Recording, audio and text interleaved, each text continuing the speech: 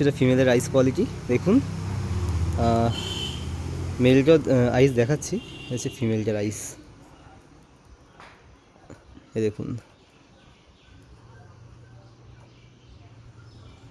আর এই হচ্ছে মেলটা, এই হচ্ছে মেলের আইস কোয়ালিটি। আর এই হচ্ছে পেয়ার। দেখুন পেয়ারটা দেখুন। একটা স্টোরি বলছি আপনাদের। কিছুদিন আগে আমি একটা ইউটিউবে একটা ভিডিও দেখেছিলাম, অলমোস্ট সেম, বাট আমার দেখা অনুযায়ী আমারটা কালার অনেক বেশি ভালো।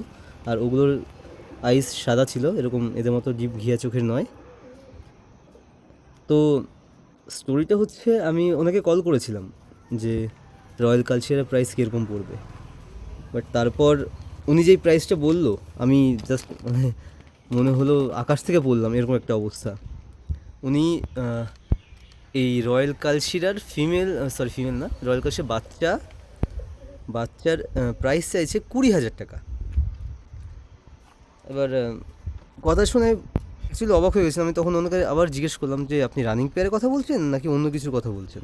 উনি বলছে 4-5 পরের বাচ্চার কথা বলছি। তো সেই জায়গায় উনি যদি ওই কোয়ালিটির জিনিসের দাম 20,000 টাকা চাইতে পারে, আপনারাই বলুন আমি এই পেয়ারের বাচ্চার প্রাইস কীরকম চাইতে পারি। জাস্ট মানে জানার জন্য, প্রাইস কিছুই হবে না, বাস জানার জন্য যে কীরকম হওয়া উচিত। আপনাদের কি মনে হয় কোয়ালিটি অনুযায়ী এদের কীরকম প্রাইস হওয়া উচিত, এদের বা এদের বাচ্চার?